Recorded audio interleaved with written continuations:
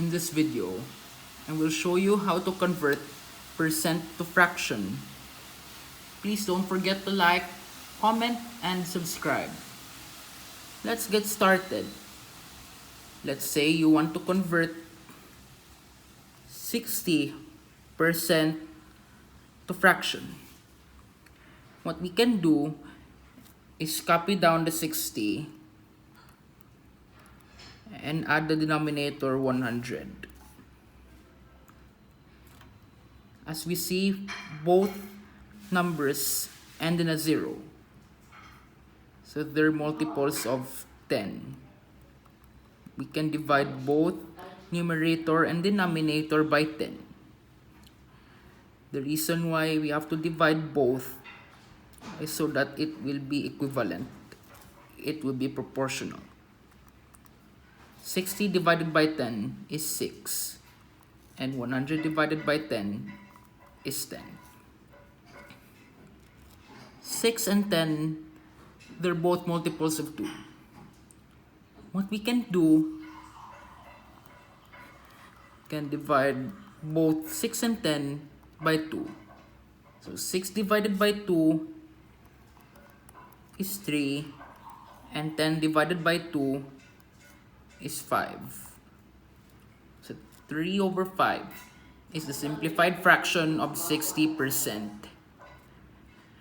Let's say you want to convert 45% to fraction. We can copy down the 45 and add 100 as a denominator. 45 and 100, they are both multiples of 5. We can divide both numbers by 5. 45 divided by 5 is 9. 100 divided by 5 is 20. 9 divided by 20, 9 and 20, they do not share a common factor. They do not share a factor. So 9 over 20 is a simplified fraction of 45%.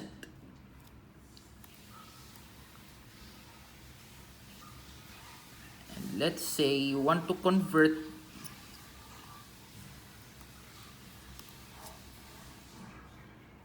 32% to fraction. 32% is 32 divided by 100. 32 and 100, they are both multiples of 2. 100 divided by 2.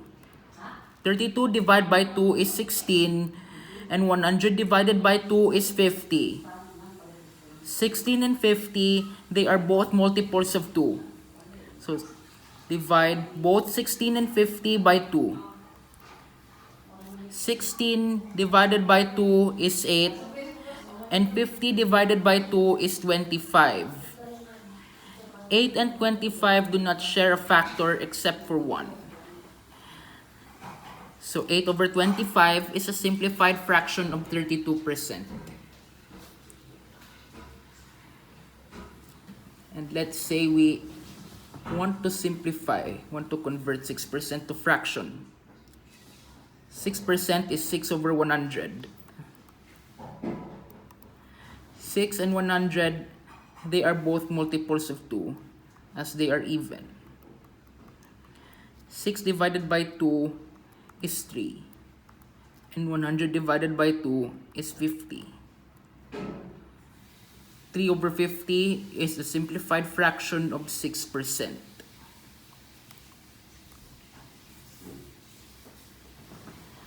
Let's say you want to convert 216% to fraction. 216% is 216 divided by 100. They are both even numbers. So divide both numbers by 2. And this becomes 108 divided by 50. 108 and 50, they are both multiples of 2. 108 divided by 2 is 54. And 50 divided by 2 is 25. Factors of 25, 5 and 25. Factors of 54, 1, 2, 3, 6, 9, 18, and 27. And 54. 54 and 25 do not share a factor except 1. So 54 over 25 is the simplified fraction of 216%. Let's say you want to convert 0.4% to fraction. 0.4% is 0.4 divided by 100. What we can do is look for a number when multiplied by 0.4 will result in a whole number. So let's start with 2. 0.4 times 2 is 0.8. Times 3 is 1.2. If you multiply by 4, the 0.4 is 1.6. And 0.4 times 5 is 2.0. So we can multiply both 0.4 and 100 by 5. 0.4 times 5 is 2. And 100 divided by 5 times 5 rather, 500. 2 divided by 500. Can divide both numbers by 2. 2 divided by 2 is simply 1.